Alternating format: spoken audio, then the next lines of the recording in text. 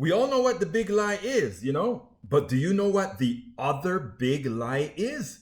I want you to listen to General McMaster's on Fareed Zakaria, and you'll understand how they get away decade after decade with the next big lie, or I should say, with the other big lie. Yes, Trump big lie about winning the election is a big one, but maybe this one is even bigger. Check this out.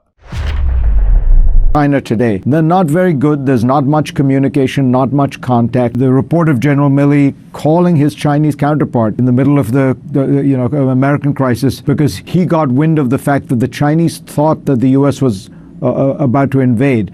This all sounds very scary. Shouldn't we have better communications with the Chinese? Well, there are communications with the Chinese. You just saw President Biden speak with Xi Jinping. You saw the U.S. National Security Advisor, Jake Sullivan, meet with Yang Jiechi. The problem is, a lot of times that communication really doesn't amount to much. And what you're seeing is really a Chinese Communist Party that is much, much more aggressive, Fareed.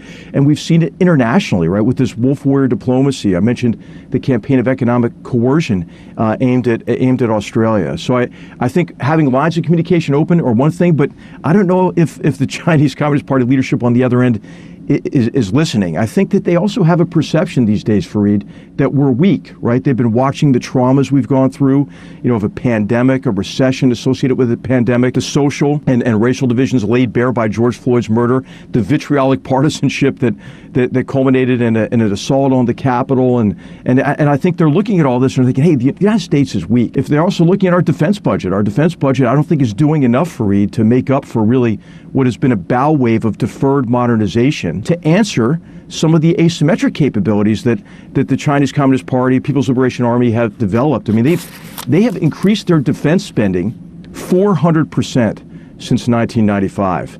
And so I think it's really important for the United States, Japan, Australia, and we saw the new, the AUKUS agreement, right, between Australia, the UK, and the United States. These are all positive developments.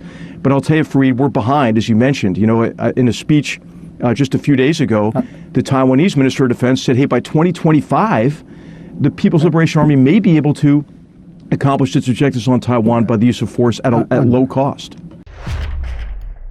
I am lost. Why did Fareed Zakaria just stay there and allow him to say, we are behind?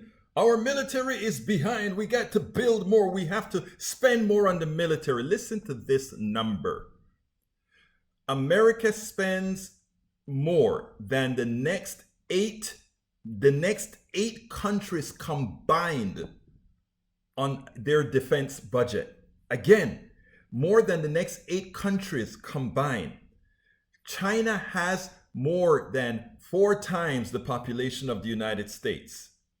And still, they have a third, or probably about 30%, or actually about a third of their spending that we have. We spend about $700 billion a year, plus or minus. They spend $250 billion a year, plus or minus. In other words, we multiply several times in the amount we spend compared to them. So what the hell are we talking about? We are behind. We are behind. We should be cutting our budget completely way down. Again, on the per capita basis, China is spending pennies compared to what the United States is spending. Why do we tolerate this type of information? Fareed Zakaria is a straight shooter.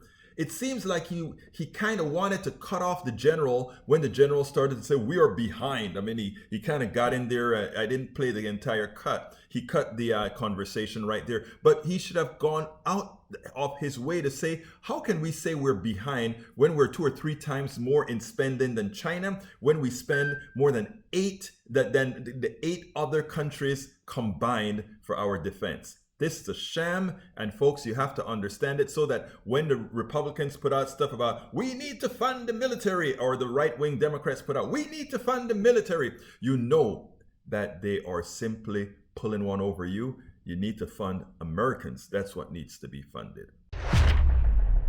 We spend a lot of time deconstructing the news, trying to parse it into a form that everybody can understand. We try to find those little nitpicks where it flies above the fray, etc.